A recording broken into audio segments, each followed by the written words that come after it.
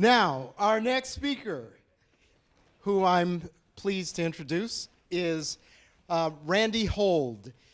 He's going to be speaking about tools for the mind and body, EFT for emotional freedom technique and beyond.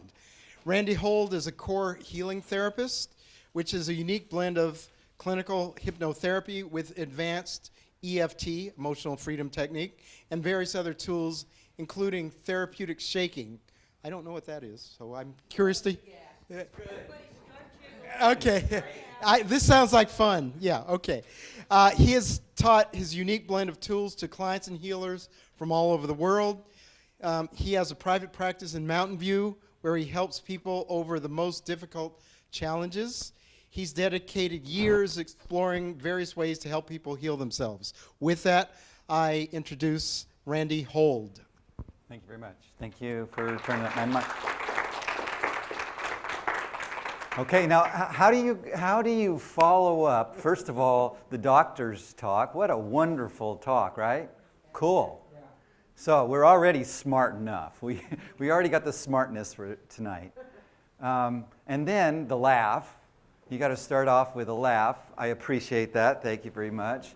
And laughter, by the way, is part of my therapy. It's sneaky. You won't even know that I'm making you laugh. And the next thing you know, because you're under hypnosis, I get this call 3 days later, I haven't really stopped giggling. I know, that was part of the plan, is to help you kind of relax and to have fun and to laugh. So, yeah, actually, I don't know how many of you felt that laughter thing was kind of hard to do, on demand. So what do you think? What do you think is going on, really? Why is it hard to laugh on command? It's our mind, right? Our mind is saying, bad idea, bad idea. If I was to check my historical records here, I've actually never had a, laughter thing out in public. This is bad. And that all happens so fast that you don't even get to participate. You just kind of nod, yeah, it's a bad idea. And that's because we're all in hypnosis. We're all referencing that little historical record. I like to call it the Book of Truth. My partner calls it the Book of Lies. You kind of get the point. Is that we're all running on these, predefined stuff. Okay, so tonight I'm going to kind of give you a little different way to think about what is hypnosis. And just because you have to have a walkaway, I'm just going to give you some emotional freedom technique walkthrough so that you can get a very different way of doing it. I don't know if you've been introduced to emotional freedom technique before, but most, kind of like 99.97, let's throw it out, 6 Sigma, of folks that do that don't do it quite right. And the distinction I'm going to teach you is focus versus distraction. So if you're doing a technique that's all about distraction, guess what? You're running away from what? You're running away from your feelings. There's lots of ways that we run away from our feelings. We sex it away, we drug it away, we do television, video games. The list is getting longer, right? Okay, so that's also that we don't feel our feelings, by the way, so that we're actually not in present time, not actually in the moment right now, just so you know. Okay, welcome. And because we're not in that moment, we're hypnotized. Okay, so I call it the Book of Truth, the little, collection of information. By the way, I really love the doctor's talk. But one of the things that I would add to it is you got your recorder going 24/7, 365, your entire life. Now let's start that life at least when I enter mom's womb. So if mom and dad are like upset about, what do you mean I'm pregnant? The little kid is like, I'm not wanted. There's something wrong with me, and that actually becomes a familiar recording. So I had a client who was depressed. I mean, this guy could have been on Winnie the Pooh, Eeyore, you know. And so just following feelings, I'm not commanding anything, I'm just following feelings where they go, and went to his womb. And right in the womb, mom's elated. She's, going to have a son, just elated that she's pregnant. About 2 seconds later, 3 seconds, here he is, he's just dumping a bucket load of tears right there. And I mean, not holding back. And I'm like, what is going on? And he goes, Mom's mom died. And Mom's sad. And so the sadness that he'd been carrying around his whole life was Mom's sadness. Just to set the stage. This stuff is pretty powerful.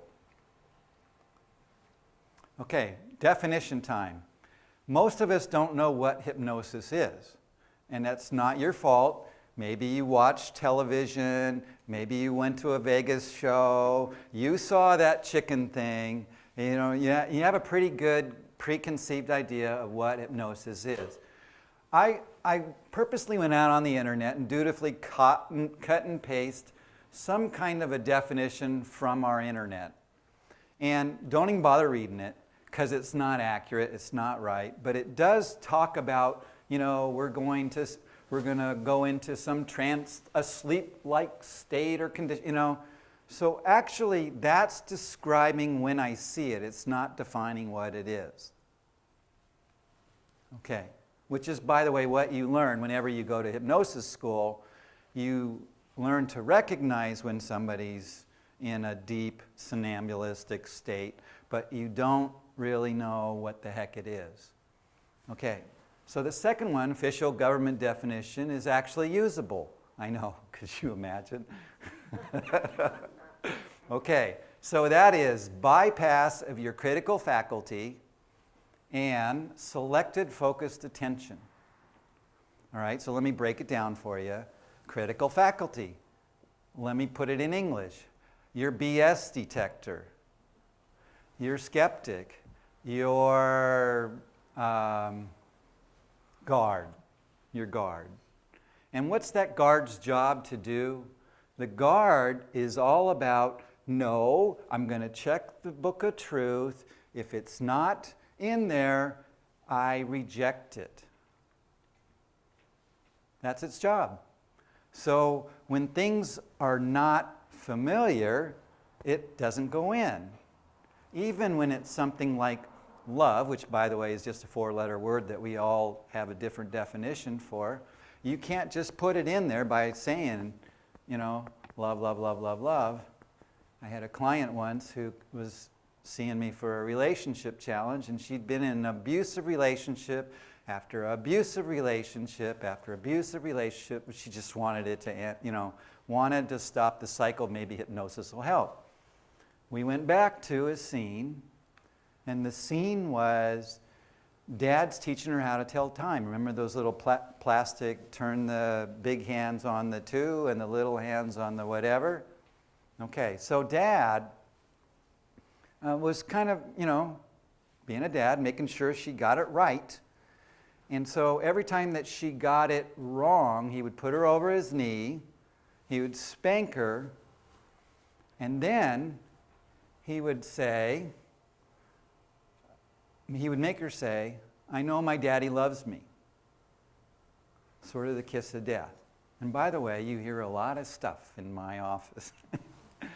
Okay, so no wonder whenever she said, I want a loving relationship, I'm going to go get one of those loving relationships. Yeah, so set up. She was set up. And by the way, we're all set up. Does that make sense? Okay.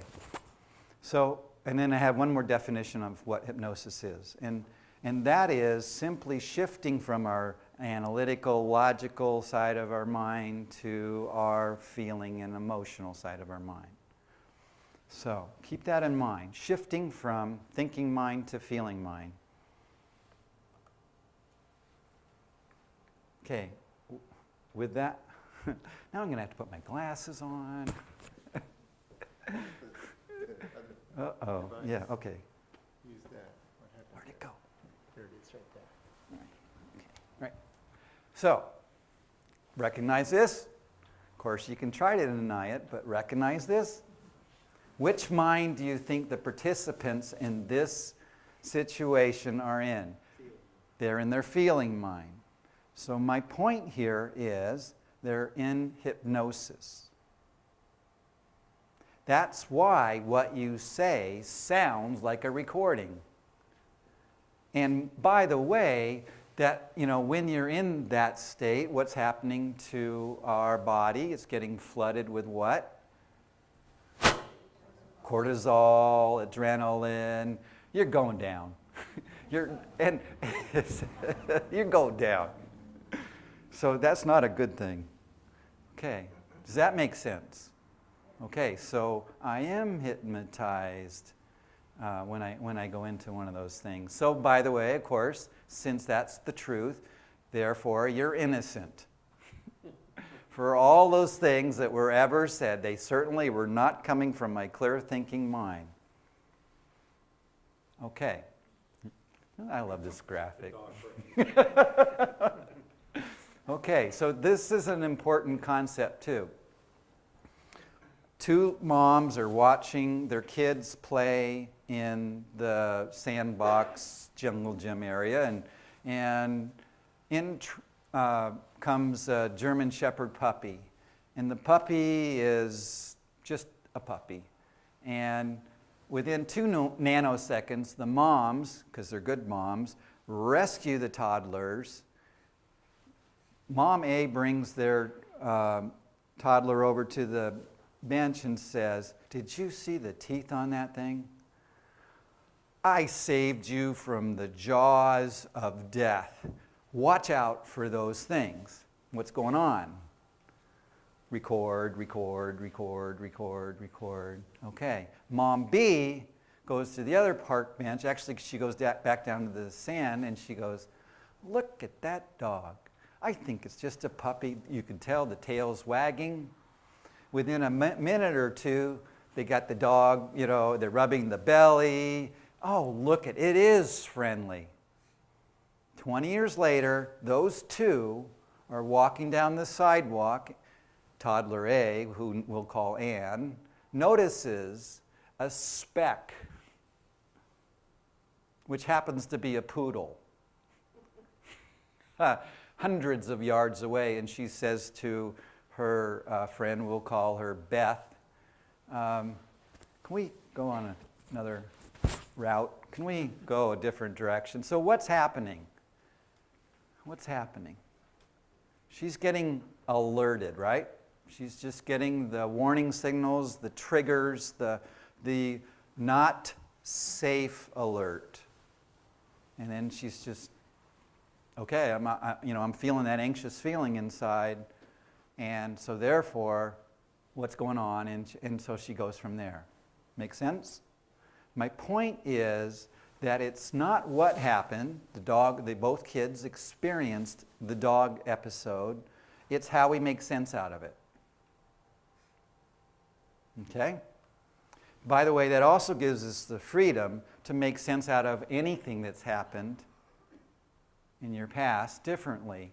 And it'll shut off what I call the red alert pile versus the I'm okay with it now, I learned, I got it, okay, let's move on. Okay, so it matters how you make sense of it, and it's okay to make sense out of it differently. In fact, the subconscious mind really doesn't even have any time. It's not actually filed chronologically the way our conscious mind wants us to think it is. It's just filed feeling-wise. Okay, or maybe it's filed, whatever the triggers, but it's certainly not, it's not sequential. So anything, when you're in the subconscious mind, you're going to get 30 years worth of warning stuff dumped in. That's why it's so powerful. Okay. So then the next slide here is really trying to imply that we walk around and we have these incidences happen to us, and some of us are pretty scot-free, hardly have any, and some of us have a lot. And what happens is that the energetic blocks associated with those scary things that happen to us tend to accumulate. And so that builds pressure. I like to call it your swamp. Okay, so, and I'll call it nervous energy, just so that everybody kind of heard of nervous energy. So the idea is that really the unmeasurable thing, it's just you know it's there. You know that uneasiness feeling is there, but it's not exactly easy to put your hands on it. But by the way, this is exactly why the doctor was talking about Tai Chi and Qigong and meditation and all that kind of stuff. By the way, meditation is hypnosis, right? Same thing, selected focused attention, bypassing the outside world, coming on inside. Okay, so if you're scared of hypnosis, how's meditation? We'll call it meditation. Okay, so this is just talking about you can push stuff down for a while until you can't.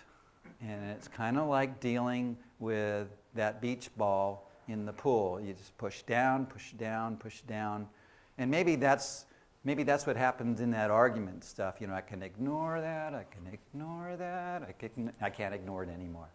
And so there's that reset. Okay, all right, I'm fine now. Let's just get on. Let's just call that past and move on. So just be aware that this stuff is building up. This nervous energy stuff is building up unless you do something. Okay, I was thinking about should I even start with this slide? Because, this is just what portion of the illness pie is stress. And by the way, the answer is it's personal. Some people, it's the whole dang pie. Other people, it's just a sliver. Okay, so, and all of the things that the doctor was talking about right before me is absolutely contributors, and we'll call those either the nutrition that you consume, the lifestyle that you have, or the toxins that you've been exposed to. But one piece of the pie that is always present in any chronic disease is stress.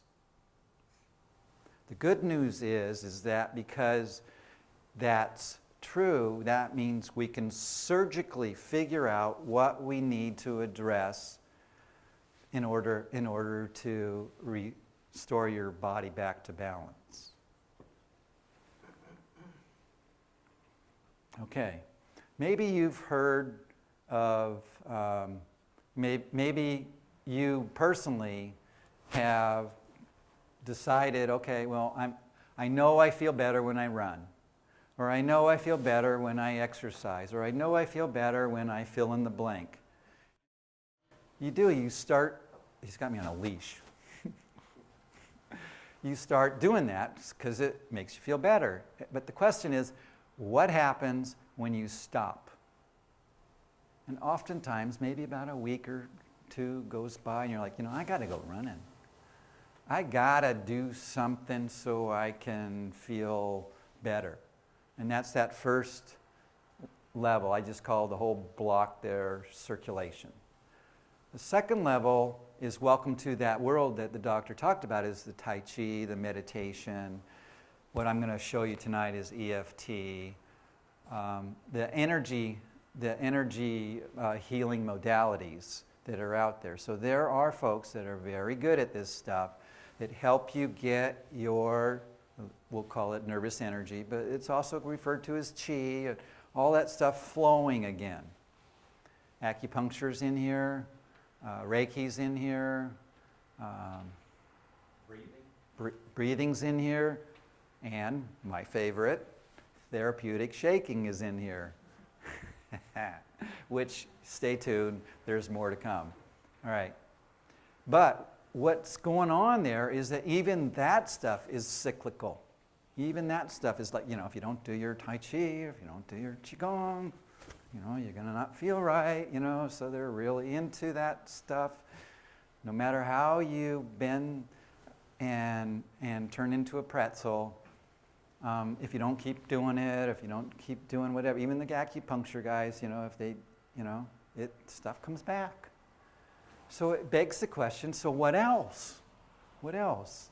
And that's where this next block, the thought, matters, because you know that personally, you've got experience here. When I was thinking about this, I became really upset. Right? So the role of thought is pretty important here, especially when we're talking about how am I going to do something to reduce my stress. Okay, and it's not about how do I think less. I got to think less of those thoughts. But there is a correlation. If, for instance, you shake before you meditate, you'd be amazed how easy it is to meditate when you're not about ready to explode. Does that make sense? Okay, so you can calm you can empty your nervous system out first, and then do the meditating. And then I put this last bullet up here, spirituality, just to remind you that maybe your lens that you're looking at, me, may not be complete.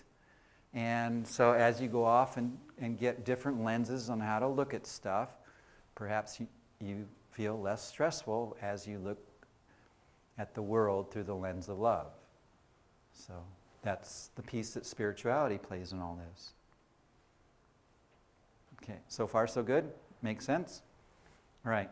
Because I promised at least something, and I can't do shaking tonight, but because I promised at least... No, you're not going to... No, I see you have to be back on the band. Any urge to jiggle, let's all jiggle.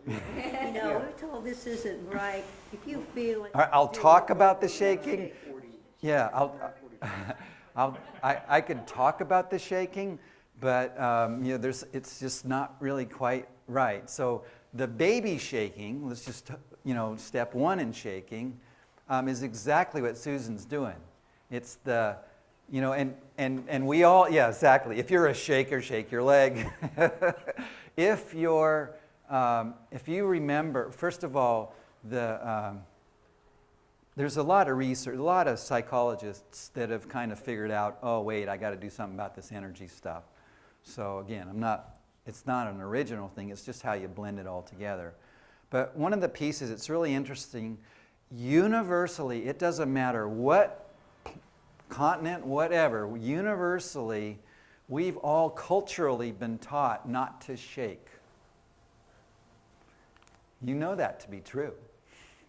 In fact, you taught your kids not to shake. Admit it.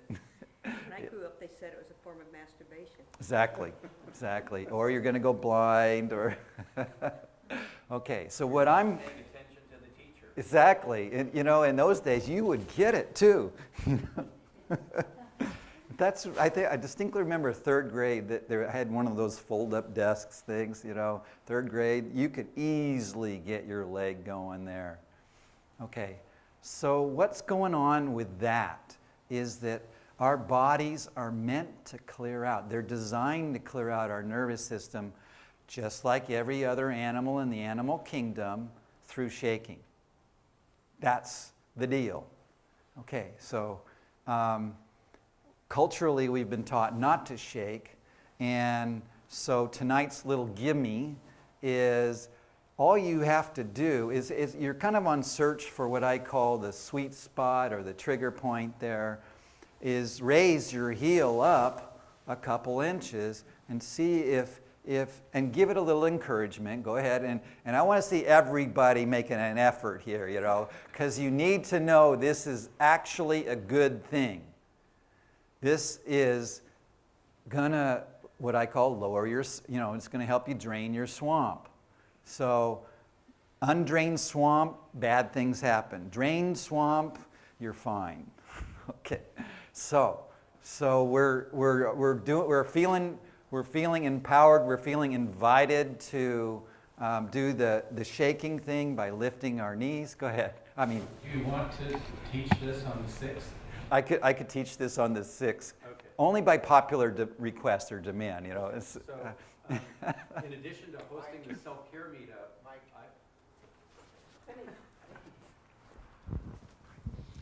in addition to hosting the self-care meetup, part-time I host the Randy's Core Healing meetup on the.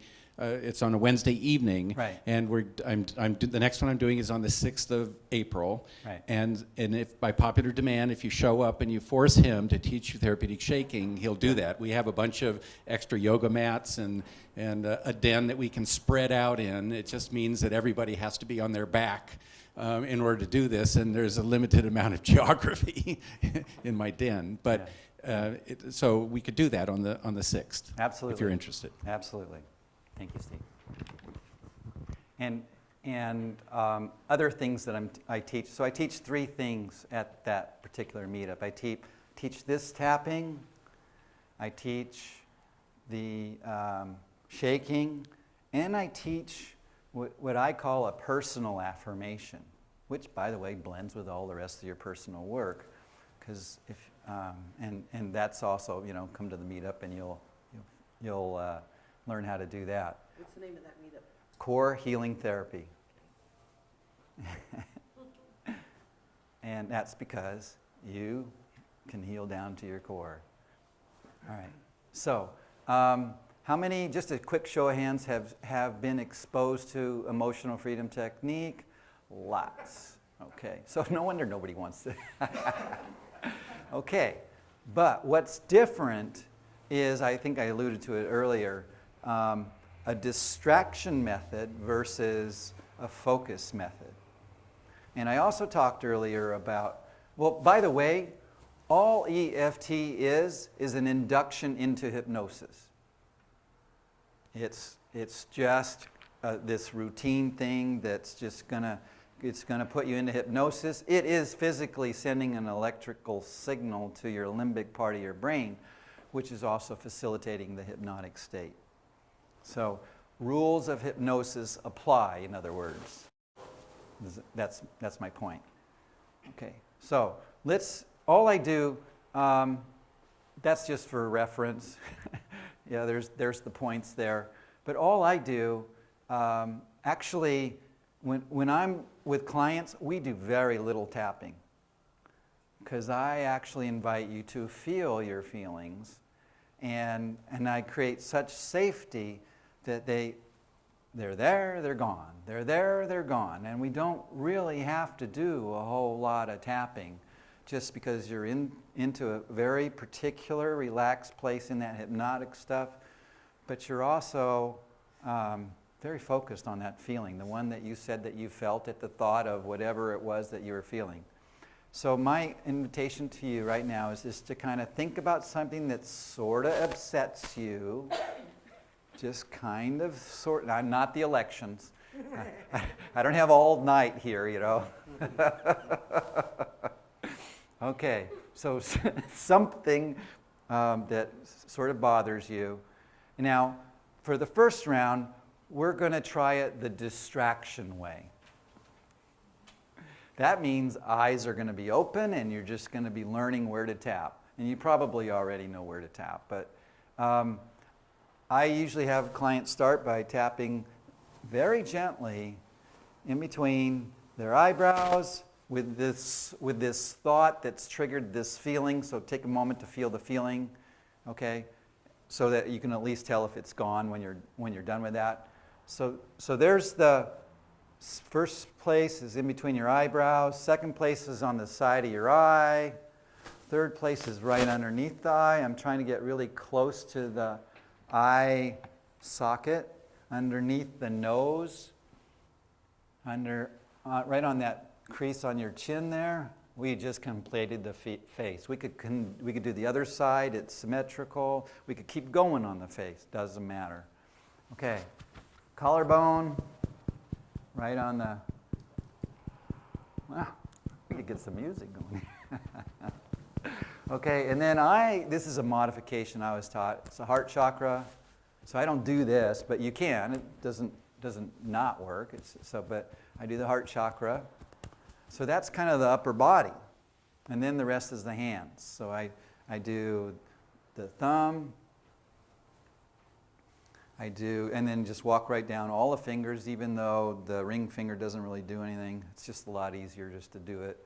And then I do this karate chop spot. Okay. So that's just go ahead and take a second, just feel how you're feeling. Nice deep breath. Notice there is a little buzzing going on here, right? So that's sort of the power there. I had a 14-year-old son I was working with, a 14-year-old boy I was working with, and he really, because he had 5 surgeries by the time he was 5, had this thing, he couldn't even close his eyes. But that's okay. Just keep those eyes open. You know, within about a round, his eyes are closed, and he's just going in there, and because he knows it's safe. On some level, he knows it's safe. On some other level, he knows this is possibly another surgery. You know, so anyway, so those are the spots. Make sense, right? Nothing. Okay. Now, what I'd like you to do this second round is I want you to think of a little bit more perturbing issue. And then I want you to close your eyes and I want you to find it wherever it seems to be speaking to you. Okay? So take a moment, think of an issue. That's the thought piece of this. Wait for that thought to become real enough that you can feel it. Some of the ways that I have people do this in my office is I just have them repeat it, and each time that they say it with more feeling. So go ahead and close your eyes, take a moment, think of that issue. As soon as you start feeling it, I want you to lock on to where it is in your body with your directed attention. Start breathing. You can still be doing the leg thing if you want to keep on. It doesn't hurt. You can still get that energy stuff flowing. Okay, now you're breathing. If it doesn't just breathe right out, then pick any of those spots that I just showed you and just start tapping. But breathe, and I need you to focus on that particular spot. Maybe you even notice it's got a shape, maybe it's got a color. Now, as you're doing that, I don't need to know the answer to this question, but we've already found where it is in the body. That's one piece, all right? I want you to answer emotionally what I'm feeling right now is, to yourself. And then I want you to put the last piece there of the puzzle, because.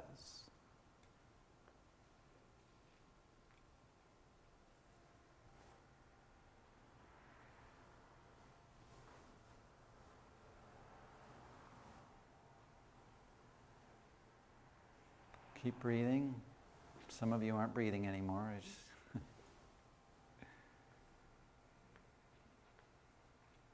Okay. And then, of course, you're invited to stop tapping as soon as you notice that feeling has joined the rest of the loving energy that's flowing through you. But you may want to keep your eyes closed just to kind of assess how you feel. How would you describe, if you were to be called upon, one word, the new word that replaced that other feeling is what?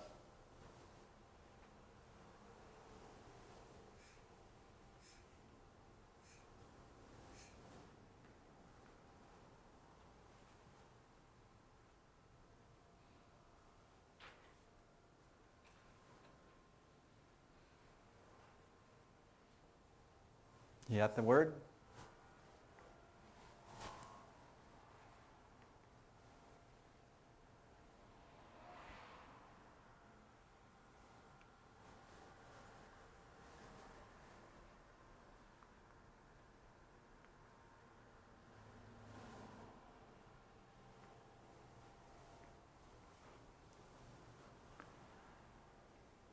Okay. If anybody would like to share a before and after I mean, we don't need the whole content, but just, I started off with, and now I'm feeling, anybody? Well, I started out with a situation where I felt angry and upset, and Yeah. and then I ended up with peace. Yeah, thank you. Just kind of nod your head if you ended up with peace or something similar. All right? Go ahead. Yeah. No, it's okay. It's okay. Okay. So the specific, that's one of the tools that I use. The shaking thing's another tool. But the specific going back to wherever, that's the hypnosis training stuff that I use. And what I'm trying to do is I'm gonna bring you to a place where there's lots of scary feelings. And one of the things that's different about what I do is I only take one thought and one feeling at a time. Why do I do that? Because, first of all, many of those other feelings will be gone once that one thought, one feeling is gone. But the thought kind of helps you, kind of what I call air traffic control. And you can take one thought and one feeling at a time. It's just the whole kitchen sink thing that we have a problem with. So it's just it's a matter of an organized way to go through a scene. Once we neutralize, so we've gone from beginning to end, we're going to be in a neutral state, a peaceful state.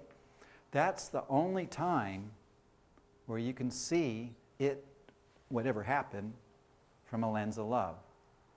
And that's what helps you see the thing from a different perspective, to consider forgiveness, not only of the person that did whatever they did, but also of yourself for ever thinking X, Y, Z.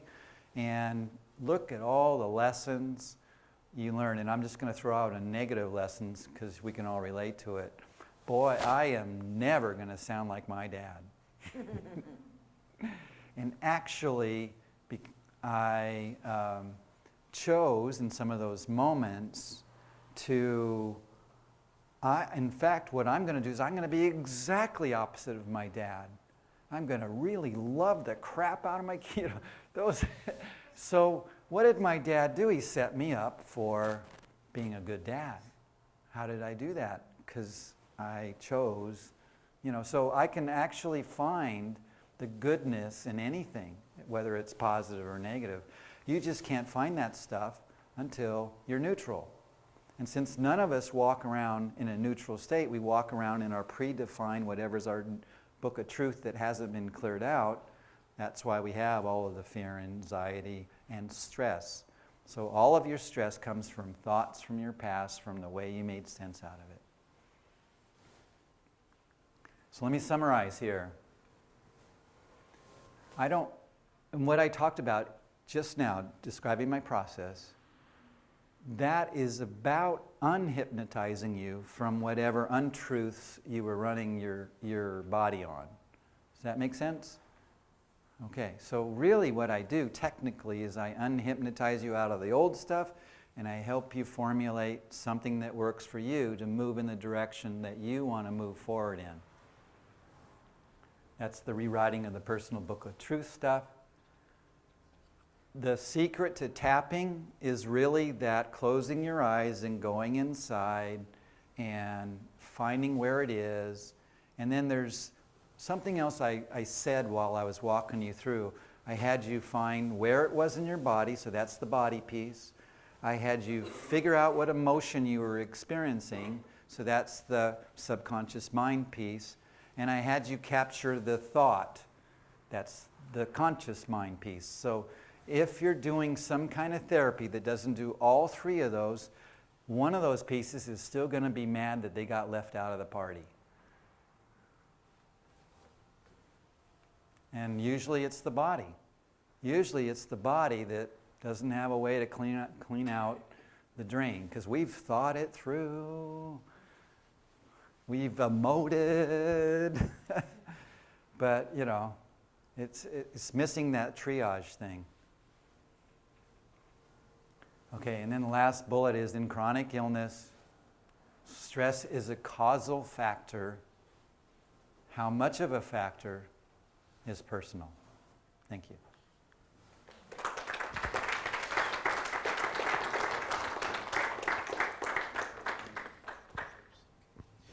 Thank you, Randy. And we have to be out of here at 5 to 10.